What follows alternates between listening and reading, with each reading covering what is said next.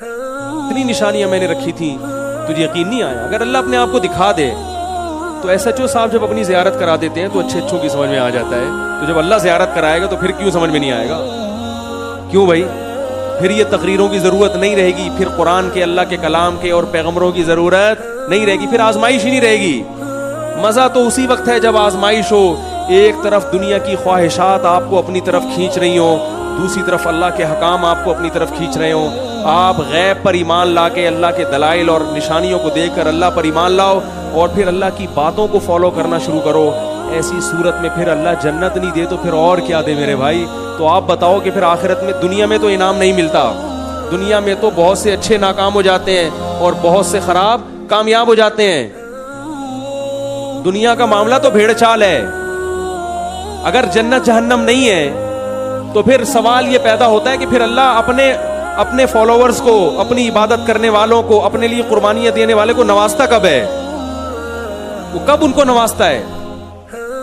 آپ کہتے ہیں دنیا میں نوازتا ہے، بھائی دنیا میں تو زیادہ تر نیک لوگ جو ہے، وہ جو اچھے لوگ ہیں وہ اکثر پیچھے رہ جاتے ہیں اور کرپٹ لوگ آگے نکل جاتے ہیں۔ دنیا کی لگام زیادہ تر کرپٹ لوگوں کے ہاتھ میں آج بھی، جنہوں نے غریب کو غریب تر بنا دیا اور امیر کو امیر تر بنا دیا۔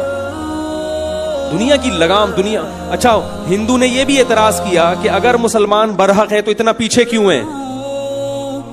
ترقی میں اتنا، بولو بھائی پیچھے کیوں؟ یہ ایسا ہی ہے جیسے میں ان سے، ہندوؤں سے ایک سوال پوچھوں کہ اگر یہ جو کیا نام ہے، نریندر مودی، ابے نہیں، وہ جو ابھی وزیر اعظم بنے، نریندر مودی صاحب جو ہیں، اگر وہ اچھے آدمی ہیں، اچھے آدمی نہیں ہیں تو وزیر اعظم کیوں بن گئے؟ انڈیا میں میجورٹی جو پڑھے لکھے لوگ ہیں وہ نریندر مودی کو اچھا، کیونکہ مسلمانوں پہ بے پناہ ظلم کیا اس نے، بہت زیادہ ظلم۔ سمجھدار لوگ نہیں پسند کرتے، متعصب ہندو تو پسند کریں گے، جو ہندوؤں میں ایجوکیٹڈ ہیں وہ پسند نہیں کرتے، لیکن یہ وزیر اعظم کیوں بن گئے؟ بھائی ظلم ہی کی بیس پہ، کیونکہ متعصب ہندوؤں کو اپنا قائل کرنے کے لیے مسلمانوں پہ کیا کیا ہے؟ ظلم کیا ہے۔ اس سے متعصب ہندو سمجھ رہے کہ یہ مذہبی آدمی ہے، لہذا تو دنیا میں جیسے وزیر اعظم بننا کامیابی ہے، اسی طرح دنیا میں سائنس اور ٹیکنالوجی میں آگے بڑھنا بھی کامیابی سمجھا جاتا ہے۔ تو یہ ضروری نہیں ہے کہ جو سیدھے راستے پر ہو وہی سائنسدان بھی بنے گا، یہ ضروری نہیں ہے۔ کبھی اچھے لوگ بن جاتے ہیں اور کبھی برے لوگ بن جاتے ہیں۔ اور دوسری بات یہ کہ اچھائی اور برائی کا کرائیٹیریا وہ نہیں ہے جو ہم اور آپ کہتے ہیں۔ اچھائی اور برائی کا کرائیٹیریا وہ ہے جو اللہ نے متعین کیا۔ اللہ کہتے ہیں سب سے پہلے مجھے ماننا پڑے گا، اس کے بعد اچھا برا، وہ اس کے بعد کوئی اچھا ہوگا، کوئی اس کے بعد برا ہوگا۔ مسلمان ترقی میں پیچھے کیوں ہیں؟ اس لیے کہ مسلمانوں کو ترقی میں پیچھے رکھا گیا ہے۔ یقین نہیں آئے تو آپ اپنے جو بیوروکریسی میں لوگ ہیں ان سے جا کے پوچھو۔ جب مسلمانوں کی دنیا میں حکومت تھی اس وقت مسلمانوں کے حالات، ہندوستان میں مسلمان نے 1000 سال حکومت کی ہے، اس وقت ہندوستان کے حالات دیکھو اور معاشی ترقی دیکھو اور آج کمپیئر کر کے دیکھو۔ انگریز کی کتابیں گواہی دیں گی کہ جب مسلمانوں نے ہندوستان میں حکومت کی ہے اس وقت ہندو بھی ترقی میں تھا اور سکھ بھی ترقی میں تھے اور مسلمان بھی ترقی میں تھے اور پورا ہندوستان ترقی میں تھا۔ جب انگریز بر صغیر میں آیا تو بر صغیر کی واٹ لگنا شروع ہوئی ہے، اور انگریزوں کی چمنیاں جو گرم ہوئی ہیں نا کارخانوں کی، وہ ہندوستان پہ غاصبانہ قبضے کی وجہ سے برطانیہ نے ترقی کی ہے۔ برطانیہ دھوکہ دے کے اگر ہندوستان پہ قبضہ نہ کرتا تو آج برطانیہ نہیں ہوتا۔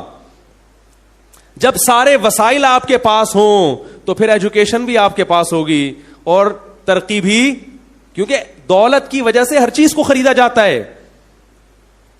آپ کے ملک میں جتنے اچھے سائنٹسٹ پیدا ہوں گے خریدیں گے کون؟ گورے خریدیں، کیونکہ آپ اتنی تنخواہیں دے نہیں سکتے، وسائل ہی نہیں ہے آپ کے۔ میں نے کسی ماہر معیشت نے مجھے بتایا، خود میں نے سنا کہ بلوچستان میں جو کوئلے کی کانیں ہیں ان کی کھدائی پر اور یہاں سے کوئلہ نکالنے پر بین الاقوامی پابندی لگی ہوئی ہے۔ کیوں لگی ہوئی ہے؟ کہ بھئی انوائرمنٹ جو ہے وہ ماحول آلودہ ہوگا، حالانکہ دنیا کے بہت سارے ملکوں میں کوئلہ جلا کے انرجی حاصل کی جا رہی ہے۔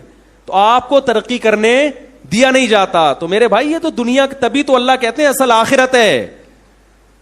تو یہ جو ہندو اشکال کرتے ہیں نا، اگر اسلام برحق مذہب ہے، مسلمان سیدھے راستے پر ہیں، تو اتنا پیچھے کیوں ہیں؟ تو میرے بھائی اسی لیے پیچھے ہیں کہ جیسے ہندوستان میں بہت سی سیاسی تحریکیں اچھی ہیں مگر پیچھے ہیں. بہت سے لوگ ایجوکیشن بھی ہے ان کے پاس، ان کو اونچے عہدوں پہ ہونا چاہیے تھا مگر اونچے عہدوں پہ نہیں ہے. کیا آپ کے ملک میں ایسا ہے کہ ہر ایجوکیٹڈ اور ہر کوالیفائڈ آدمی آگے پہنچ جاتا ہو؟ رشوت دے کے لوگ آگے نہیں پہنچتے. تو جیسے انڈیا میں لوگ رشوت دے کے بہت سے لوگ ایجوکیٹڈ ہیں وہ پیچھے ہیں اور نااہل آگے ہے، ایسے ہی پوری دنیا میں بھی ایسے ہی سیٹ اپ چل رہا ہے. دنیا کو آپ دودھ کا دھلا ہوا مت سمجھیں کہ یہ بڑے نیک ہیں، ساری دنیا بڑی اچھی چل رہی ہے. جو بھی آپ کو یاد ہوگا اقوام متحدہ میں کئی سال پرانی بات ہے، 10-20 سال، ایوارڈ ملا امن کا ایک ایسے شخص کو جس نے دنیا میں سب سے زیادہ بدامنی پھیلائی ہے. تو ایوارڈ امن کمیٹی کا نام سنا ہے؟ کہیں سے بھی امن جھلکتا تھا؟ عجیب ہے یا نہیں؟ تو میرے بھائی یہ دنیا ہے، کچھ بھی لیبل لگا کے کسی کو برے کو صحیح کر دو اور صحیح کو برا کر دو. اسی لیے اللہ نے کہا اصل عدالت کس کی ہے؟ آخرت کی. تو اگر جنت جہنم کو میرے بھائی نکال دو گے اپنی زندگی سے تو اس کا مطلب یہ دنیا بھیڑ چال ہے، جس کی لاٹھی اس کی